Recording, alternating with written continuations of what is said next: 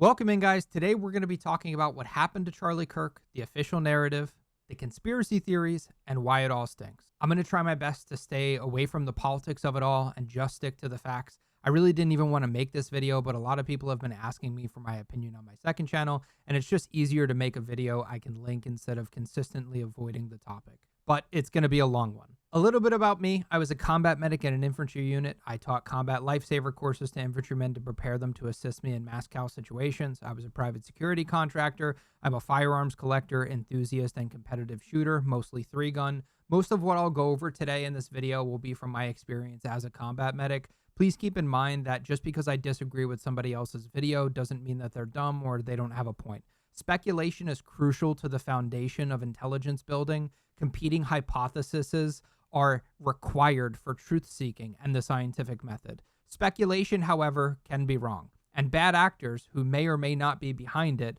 look for opportunities to psyop. If there was an evil cabal of people behind this, they would purposefully create false narratives to discredit the legitimate trails that some of you are on. Conspiracy theory is a term literally created by our own intelligence agencies to discredit their critics. I used to have a daily political show, and I love a good conspiracy theory.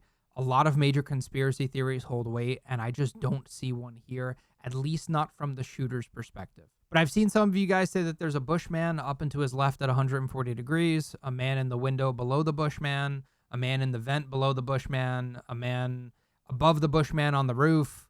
The guy right next to him shot him. The guy next to him triggered his lapel mic to shoot him with the pull of his sleeve. A guy laying in a trunk that shot him directly from behind, and the cross around his neck is what punctured his carotid artery. A guy in the front crowd at Charlie's 300 degrees shot him with a palm gun. A drone flying in the air that shot him. He had body armor on, and it deflected upwards and spalled, etc.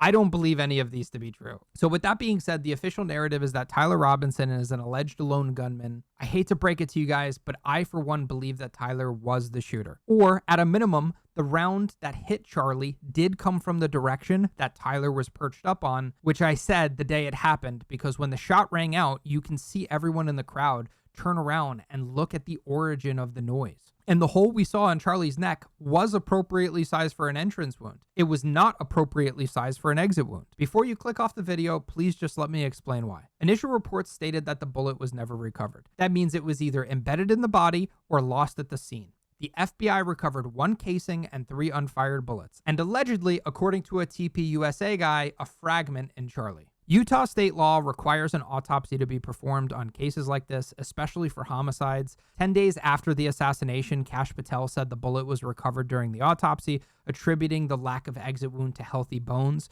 Possibly one of the dumbest things I've ever heard of. Sure, there's a vast difference between a 31-year-old's bones and an 81-year-old's bones, because bones get more brittle with age, but there isn't a huge difference between a 31-year-old's bones and another 31-year-old's bones. Granted, there isn't some underlying disease or the person being twice the size of the other. Now, Charlie was 6'5", so he was a big guy, and his height does play a factor in bone density. A guy that's 6'5" will have stronger bones than a guy who is 5'5" at the same age. Their bones are bigger because they need a greater structural support in order to bear the increase in body mass. The FBI withholding this information for 10 days is not only going to cause distrust, but it's going to breed alternative theories. I can't find an official source on this, but apparently influencers tied to TPUSA received information that the round bounced off Charlie's C2 vertebrae, which is very high up on the spine, usually above the jaw. This bred alternative theories that the round came from Charlie's 4 or 5 o'clock, but he was sitting back, his chin was up, and the round was coming at a 9-degree downward angle. My understanding from speaking with a couple of people high up at Turning Point USA, they let me know that the injury took place right below the jaw in the C2. The bullet crashed through C2 all the way through C7, and then they found the bullet lodged in that meaty area around T1, the thoracic first vertebrae. Again, these are online influencers and hearsay, so take it with a grain of salt. Also, if C2 is accurate, then we have a lot more questions because the entrance wound was a lot lower. If I had to guess, probably around C6, which means it would have had to travel upward on impact, hit the C2, then travel downward. If you were to believe that narrative, a more believable ending would be the bullet ended up in his skull, not in his chest. Now the bullet is undergoing forensics, so we'll know at a minimum what it was made out of: copper, lead, steel, etc. Autopsy reports are not the most reliable, especially since they flip-flop so many times on whether or not an autopsy was performed. Then the surgeon did it, then they didn't, then the mortician did it, etc. Okay, with that out of the way, let's talk about why I think the round coming from Tyler's position or near it is possible. We're going to go over some basics, and it's going to get kind of advanced pretty quickly, so please pay attention. Bullet is a colloquial term for projectile or the entire package, which is comprised of a casing, a primer, a powder, and a projectile. Bullets sit in casings. Casings are the outer shell and housing to the gunpowder. Primers are attached to the bottom of the casing and touch the powder. There are different types of primers, but that's for another video. When the primer is struck, the gunpowder ignites. The compressed energy makes the projectile fly out of the casing. Rifling are the little twisty lines you see when you look down a disassembled barrel. The internal spiral grooves impact the speed, stability, and accuracy of the projectile. We measure these by the length of the barrel and the twist rate. And rifling can actually differ. Every projectile has a size and weight which ballistically performs best with certain rifling and certain barrel length. A great example is the never-ending 77 grain 5.56 ballistic debate. Some swear by a 20-inch barrel with a 1-in-7 twist, and some swear by a 20-inch barrel with a 1-in-8 twist. Some configurations are for optimization, some are for specialized use cases. But if you have an improper barrel length and twist rate, you can really have an underperforming round, which is what we'll get into. The rifling in the barrel makes the projectile spin. A projectile that doesn't spin can't shoot very far unless it's a smooth bore, like most shotguns, cannons, muskets, black powder rifles, etc. The spin of the projectile is caused by the rifling. A general rule of thumb is the longer the barrel, within reason, the faster muzzle velocity given the correct twist rate, the faster the bullet will travel. Casings are usually made out of steel, brass, or aluminum. Projectiles are usually made out of lead, copper, steel, tungsten, and a lot more, even plastic. They all have different densities and malleabilities. The choice of material significantly affects the bullet's performance, including its weight, penetration, expansion, and even environmental impacts, with lead-free or total jacketed options becoming more common due to exposure, which minimize lead vaporization and residue. Bullets are typically made from a combination of metals to balance density, cost, and performance. The most common material is lead, often used for its core due to its high density, which aids in momentum and penetration. Pure lead or lead alloys are standard in many bullets. Copper is a softer metal frequently used for an outer jacket to reduce barrel wear and fouling, or in solid copper bullets for lead-free options. Copper alloys like copper zinc are also common. Steel is put in some cores or jackets for inexpensive or armor-piercing rounds at the cost of increased barrel wear. Other less common materials are aluminum, brass, nickel, tungsten, polymer, etc. The list goes on. There are also frangible rounds, yes, even in .30-06, developed during World War II by Princeton University.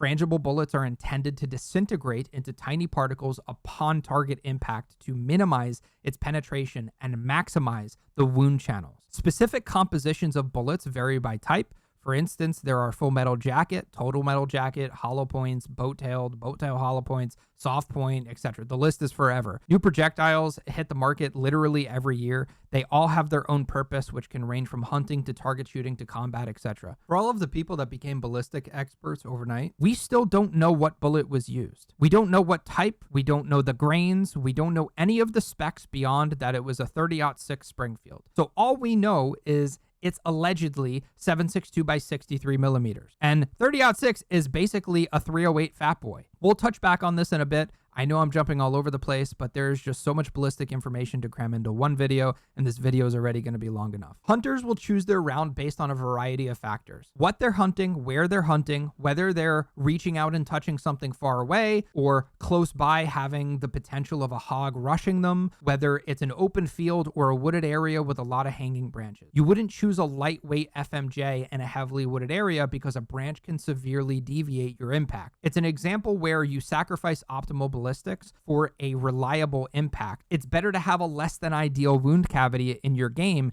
than to miss your game entirely with an unpredictable flight behavior. When you hear someone talking about grains, they're talking about the weight of the bullet. Grains are a unit of measurement for the projectile. And if you're not confused enough, grains are also the unit of measurement for gunpowder.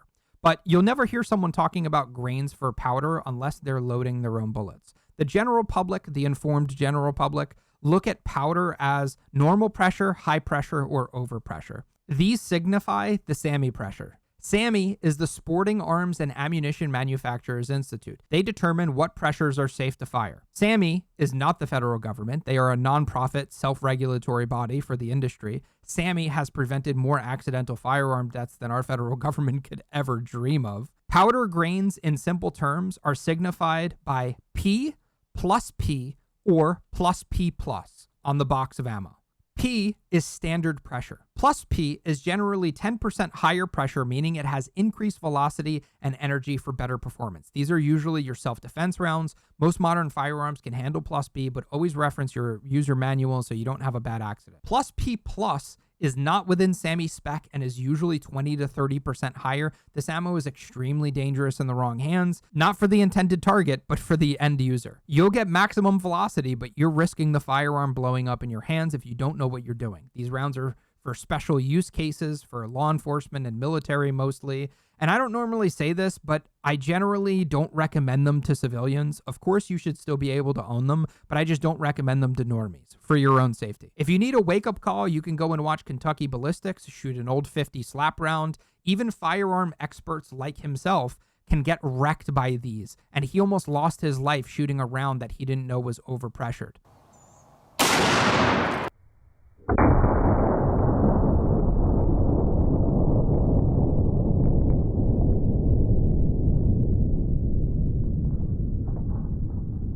This is why you should never grab a random box of bullets off a shelf at a gun store if you don't know what you're looking at. Not saying he did that, but just as a general statement. Go to a reputable, local, mom and pop gun store and ask questions. The firearms community is incredibly friendly and safety oriented, despite what you hear about us on the mainstream media. Okay, moving on to gunpowder. It's a propellant, and it's colloquial for smokeless powder, which replaced black powder in the early 19th century. Real gunpowder is black powder. Black powder is a mixture of potassium nitrate, charcoal, and sulfur. Smokeless powder is primarily composed of nitrocellulose as a base material. Single base powders are mostly nitrocellulose, often over 90% by weight, with small amounts of stabilizers, plasticizers, and other additives to control the burn rate and stability. We're not going to get into double and triple base powders in this video, but I just want to touch on it. Other common additives across types can include solvents, flash suppressants, and stabilizers to prevent degradation. Modern gunpowder is a synthetic blend, which makes gunpowder burn cleaner and safer. There are 3 ballistics you must factor once the firing pin strikes the primer: internal, external, and terminal ballistics. When the bullet leaves the barrel, it faces gravity, drag, and wind force, which brings me to my next point, BC, or ballistic coefficient. It reminds me of my old football coach. He used to tell me M times A equals F, mass times acceleration equals force. He used to tell me that if you're bigger than them and you're moving faster than them, then you'll take them the out. The same rule applies to projectiles. Smaller, skinnier, longer, lighter projectiles will have an easier time flying through the air because they have a higher BC. They're very stable while going through the air, but when they hit something, they destabilize and tumble often. Bigger, fatter, heavier projectiles have a harder time battling the elements because they have a lower BC and often yaw. Yawing is the angle between a bullet's longitudinal axis, which is the direction the bullet is pointing, and its velocity vector,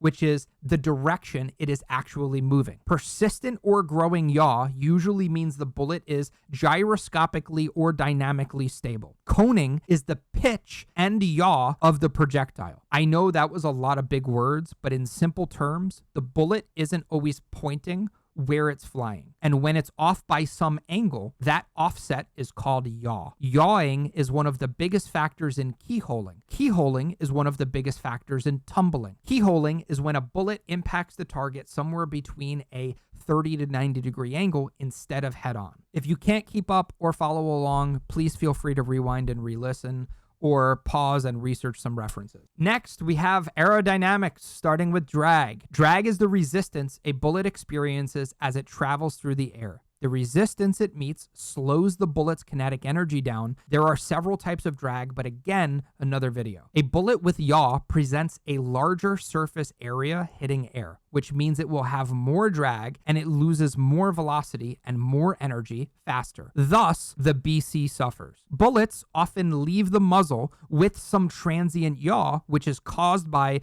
barrel harmonics, gas, the muzzle device, seating, etc. There are different types of yaw, but again, another video. So what I'm trying to get at is if the bullet is understabilized because someone is using the wrong twist, whether it be too fast or too slow, a long projectile, bad seating, a damaged barrel because it's 75 years old and was never rebarreled, or it was rebarreled and shot out 10 plus times, etc., the yaw can grow. The bullet will precess and ultimately tumble. The maximum speed of a bullet is right out of the muzzle. That's why we call it muzzle velocity. That's why chronographs are placed right in front of the muzzle. Projectiles exit the barrel and immediately start to lose speed due to drag. Gravity isn't the only thing affecting a bullet in flight. You have drag, air resistance, and wind deflection.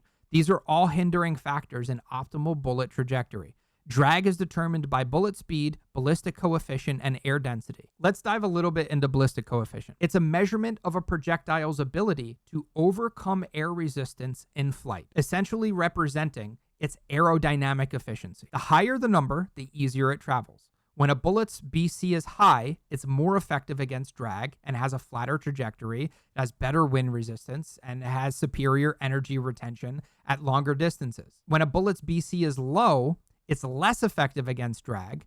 BC is a numerical evaluation that indicates how well a bullet retains velocity downrange compared to a standard projectile. Foot-pounds are a measure of energy. It's the amount of energy transferred when a force of 1 pound is applied over a distance of 1 foot. Feet per second is a measurement of speed or velocity, specifically how far something travels in 1 second. Feet per second is the formula for foot-pounds. In the case of a bullet, a higher velocity means higher kinetic energy.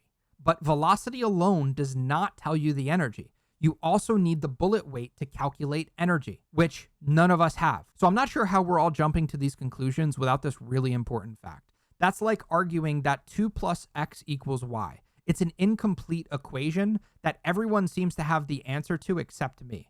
Even at the highest or lowest ranges, filling in the blanks just seems bad faith. Faster bullets have more energy, but heavier bullets also have more energy than lighter ones, even at slower speeds.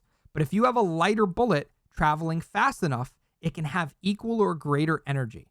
Momentum also favors heavier bullets because of inertia. What the bullet is made out of also greatly affects terminal performance because of the density. You can also have two identical bullets with the same bullet weight, but different ballistic coefficient. Both are fired at the same velocity, but one has a higher BC, and at long ranges, the bullet with the higher BC will retain more velocity and more energy compared to the one with the lower BC. So long-range shots, the high BC bullet will still be moving fast, thus retaining more foot-pounds of energy, and it will have less drop, making it more accurate. Short-range shots, the BC matters less, but the bullet with more foot-pounds will still hit harder. BC also doesn't affect initial foot-pounds. It's about how efficiently the bullet retains that energy over time and distance. High BC bullets lose energy less as they travel, so their foot-pounds will decay slower over distance. Foot-pounds are about how much impact or power the bullet delivers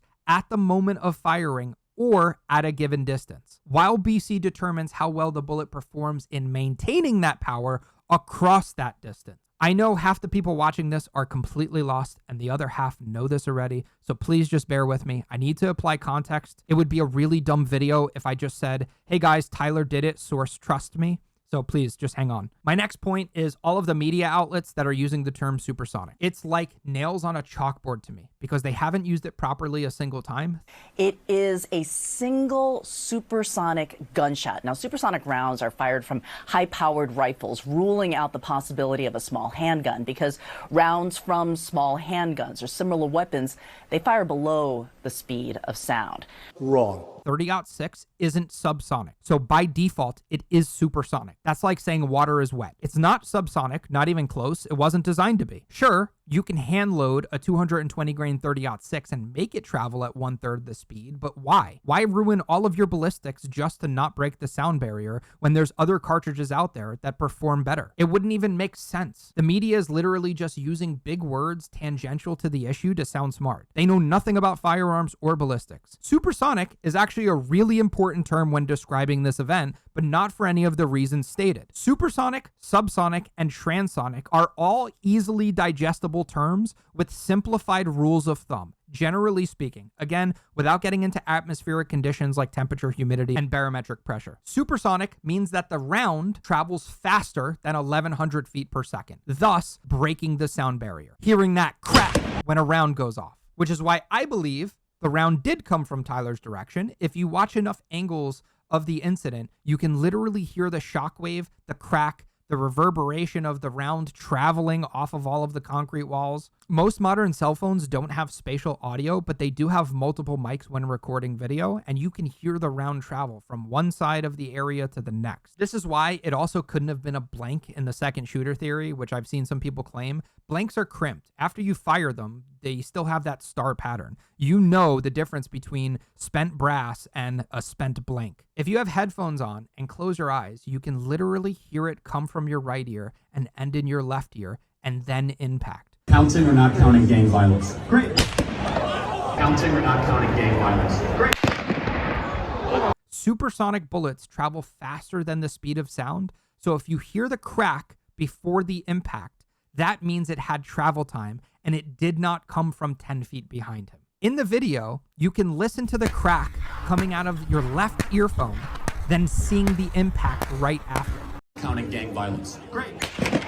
Subsonic means it travels slower than 1100 feet per second, and it does not break the sound barrier. So it's quieter and it causes less hearing damage. These are ideal for people who run suppressors and want to preserve their hearing. Then you have transonic, which, depending on the environment, it can either break the sound barrier or not. It has inconsistent ballistics floating between, let's say, 1,000 feet per second and 1,200 feet per second. Again, generally, very simplified explanation. For example, if you take a shot from sea level at 68 degrees Fahrenheit, the speed of sound is approximately 1125 feet per second, while it can drop to about 1050 feet per second in very cold temperatures like, let's say, 0 degrees in the Rocky Mountains. Therefore, a bullet traveling at 1100 feet per second may be supersonic in cold air, but subsonic in warmer temperatures. People also keep talking about the angle of the shot, but then attributing it to alternative theories. The 9-degree angle only bolsters the official narrative, meaning the round is more likely to deviate downward and tumble on impact. If the shot was straight on, the official narrative would be even less likely to happen. That's just basic physics. And they aren't even talking about the rifleman's rule either, which is just taking the horizontal distance between you and the target instead of the slanted range to calculate the bullet drop. But newsflash, there isn't any. It's a 30-06 at 150 yards. But even the rifleman's rule only applies to 30 degrees or steeper angles. I guess what I'm trying to say is the official narrative is not a yes or a no. It's a percentage. It's a likelihood. It's possible versus probable, under or over a 50% chance of it happening. I don't think it's probable, but I do think it's possible. The hand signal theory is also bullshit.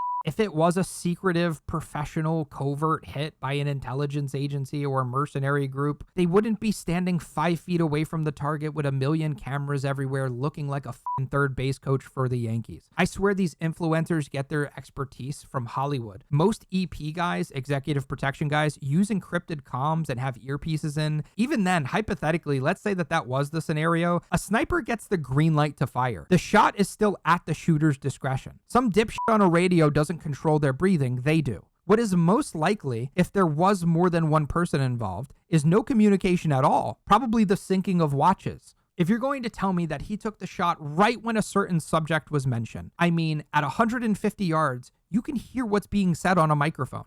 And it's also live streamed. Now, let's get into ballistics. I have never seen a 30-06 do this. I have seen part of a shoulder get blown off of a deer with a 30-06.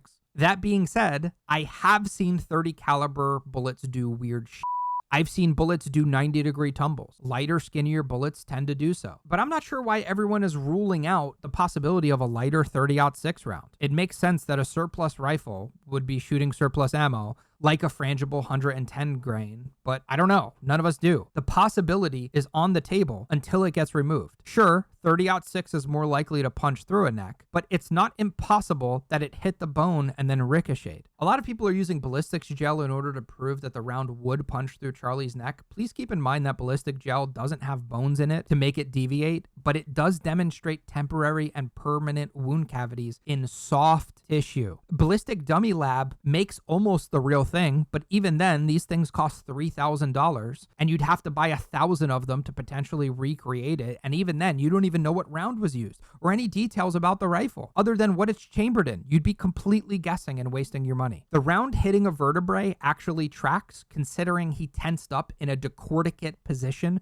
before he fell over. When someone has spinal trauma, they can tense up in a decorticate or decerebrate position. Not always, but when it happens, it's a clear sign. It's the same thing with a priapism. If a male patient has spinal trauma, they can potentially present with an erection. When a bullet goes into you and it meets a bone, the bone being the hardest structure in the human body, it will immediately slow down or stop. It will shed a significant amount of its energy right there. So you'll have a fracture in that bone at the very least, or you'll have a complete destruction of the bone.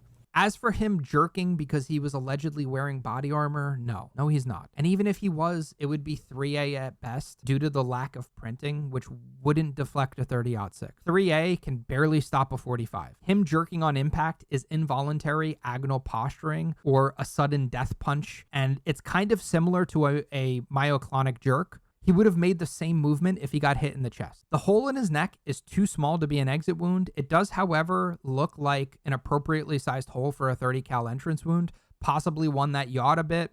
It's so wildly unlikely that it's an exit wound. Even if I granted that his trachea took up some of the cavitation, it's still not big enough, and you can clearly see the temporary wound channel and hydraulic effect behind the hole. You can see the expansion and contraction of his neck. The expansion is the temporary cavity. The contraction is the permanent cavity. If he was hit from behind, there would be a video of a second wound when he's being carried away, but there just isn't. The enlargement in his neck is a clear sign of hydrostatic shock, which is also more evidence of a lighter projectile being used. This is also why his chain flies off, because his neck grew to a size that was larger than the chain's circumference. But Charlie could have taken that shot in an emergency room and still not made it. That was a really nasty shot. If there was a second shooter, it's more likely they were at the same angle as Tyler, probably somewhere underneath him in a shaded area. Everyone always looks for sniper hides on rooftops. Trained assassins don't give up TIs. TIs are target indicators. They wouldn't give up their position, their weapon, or reveal themselves. If you wanted to get into alternative theories, why not look at other 30 cals that could have potentially been fired from the same direction that have less foot-pounds of energy and are more likely to tumble? I think that would have way more legitimacy than Bushman. I can't take some of these theories seriously. I question whether or not they are legitimate free thinkers or nefarious ploys. The entrance wound would be the same travel path after impact, but it would be much more likely. The foot-pounds drastically drop off from 7.62 by 63 millimeter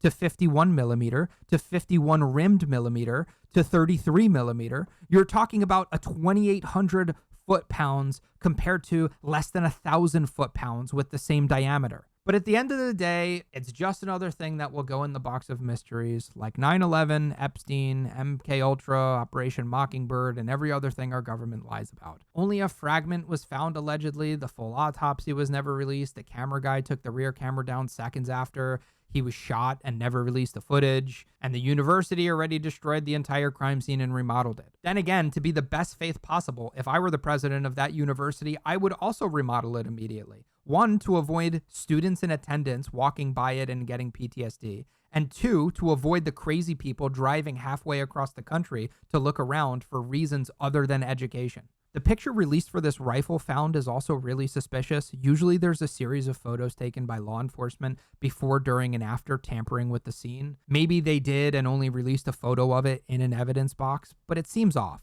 Where the scope was mounted, there is no eye relief. The turret was blocking the action. The front ring was blocking any possibility of an extraction, but only one round was fired. It is possible that when he jumped off the roof, the rifle slammed onto the ground and the glass slammed out of position. The FBI claims he disassembled it, reassembled it, took the shot, disassembled it, and reassembled it again. Seems kind of insane if you've ever taken one of these Hogue stocks off. They're not exactly modular, and they require a screwdriver. It's a very slow and clunky process for not much in return of concealability.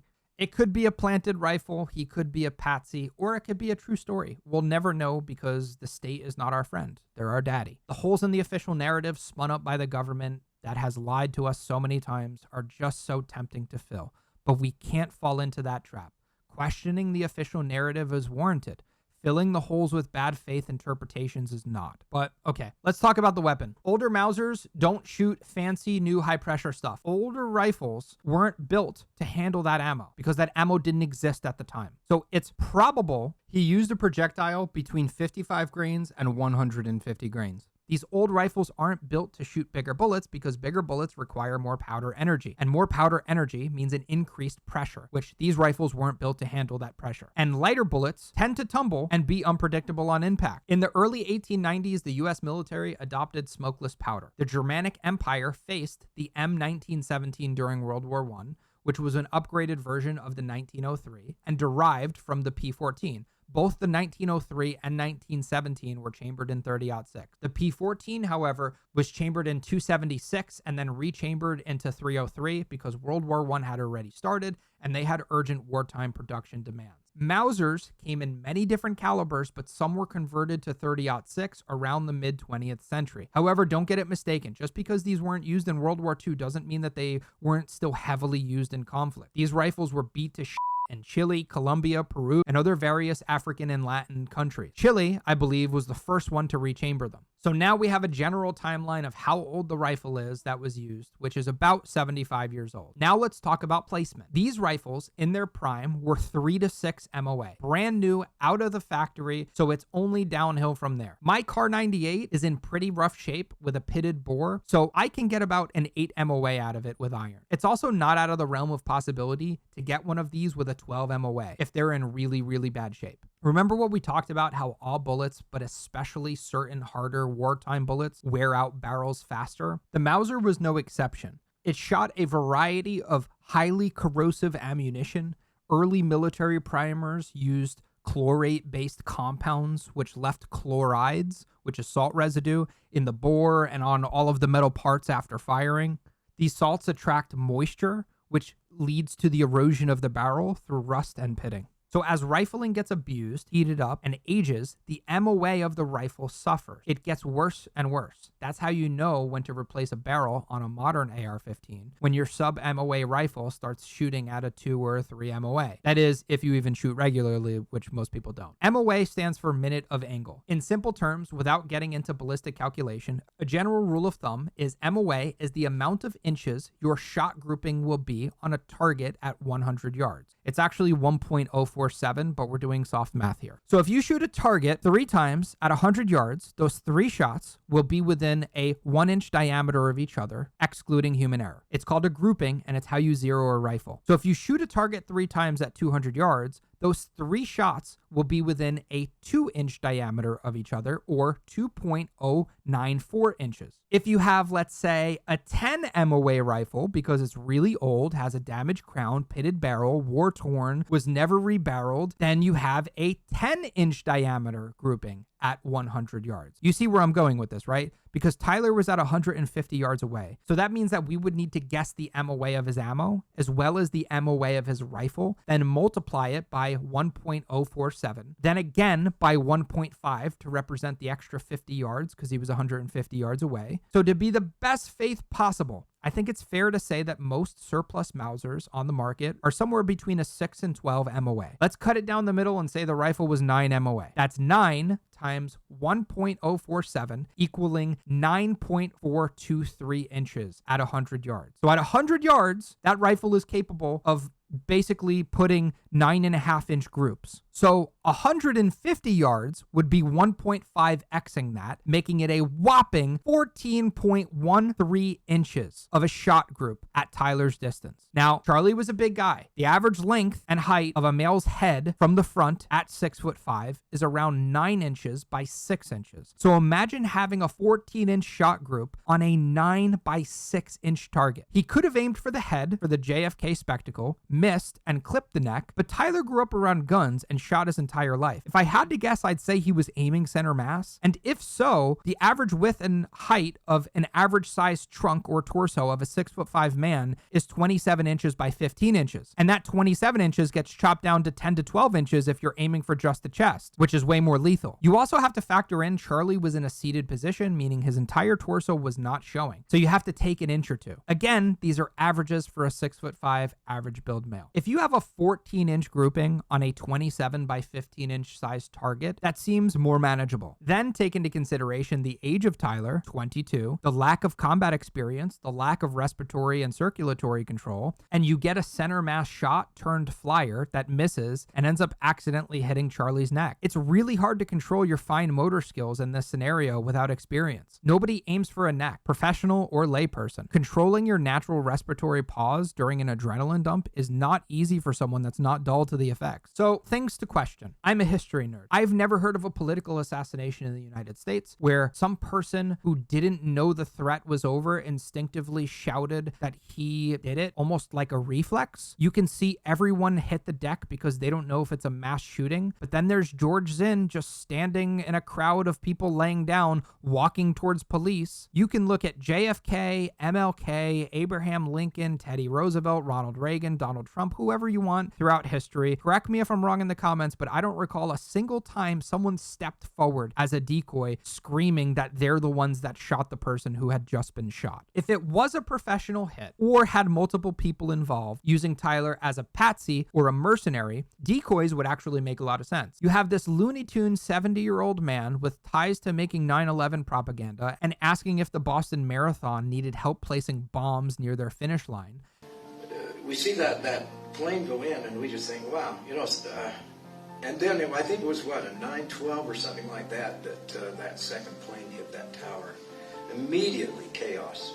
This guy has a long rap sheet, and they are all highly politically related offenses for both Republicans and Democrats. What better distraction than a 70-year-old man screaming that he did it, screaming, "Shoot me," resisting arrest, having his pants fall down, and having him getting carried away, making this huge disturbance. Oh, and then suddenly they just happen to find him in possession of CP. Sound familiar? Then you have decoy number 2, which is just a random guy riding his bike outside of where it all happened with a pellet gun slung on his back. We have something called the Gun-Free School Zone Act from 1990. Nobody open carries outside of a university. And if they were going to, it wouldn't be a pellet rifle while biking. Nobody plinks squirrels outside of a campus. You're just rolling the dice on a felony. There was also another person that was immediately detained, Zach Ahmed Qureshi, and we have zero information on him other than it was a catch and release. We're still missing the footage of Tyler actually taking the shot, the disassembly and reassembly of the rifle twice, why there was a fake narrative pushed in lockstep, how it was a far right winger shooting a right winger, which doesn't even make any sense if you have more than half of a brain. Yeah, and again, I emphasize what you just emphasized. We don't know any of the full details of this. That we don't know if this was a supporter shooting their gun off in celebration, or so we have no idea about this. Then you have Tyler's perfectly catered messages to his roommate, which sounds like an evil villain at the end of a movie, like spoiling the entire plot, like seconds before, the tides turn and then he gets caught. Why were there drones in the air? Who owned them? If they were owned by Charlie security, why didn't they spot the shooter? But some random kid in the crowd on a cell phone at ground level did. Think he'd already be in place? You would think that. So there's somebody on the roof right there? Just saying? He just ran from over, where's my finger? Whoa, from over there, ran in. I will say this, Tyler's court case, if it's open to the public and he doesn't get Epstein, is going to have a hell of a discovery period. The FBI has 3 more bullets and the type of bullet used will come out, but I just have to say, it's healthy to be cautious when things are weird. When my intuition says something doesn't smell right, I ask questions. I would just like people to stop filling in the blanks. I get it. I don't trust governments that lie to me either, but you have to operate off of the facts. I don't care if there's an ongoing investigation or not, and lying by omission is a form of lying. I'm sorry, I know this is a really unpopular opinion, but none of this screams professional hit to me. This screams a 22-year-old with no combat experience, a racing heart, breathing heavy, adrenaline dump, and a century-old rifle. Now, I'm not ruling out the involvement of a nation state, foreign or domestic. All I'm saying is that Tyler most likely took the shot that took Charlie's life. Tyler could be a patsy, there could be an intelligence agency involved or even orchestrating it. There could have been multiple intelligence agencies, but I just can't look at the facts and say, yeah, a cabal of elites hired a Bush to shoot Charlie from behind. With that being said, we don't know if he used a 55 grain accelerator that tumbled, a 110 grain frangible round that tumbled, a 165 grain M2 armor piercing round, or a 220 grain core locked soft point that yawed. These 4 rounds, even at 150 yards, act very, very differently. We know nothing about the ammo other than it cracked the sound barrier. We also don't know the condition of the rifle, or if that's actually how the glass was configured when the shot was taken. Unfortunately, I don't think we'll ever get that answer, but I would caution you to probably avoid anyone that's definitively saying what happened on this day. That includes other content creators as well as local, state, and federal officials. But the questions immediately started to come to me. That was not an entry wound that we saw. We saw an exit wound. So where'd that bullet come from? You don't bleed like, and I've shot guys closer than the camera was.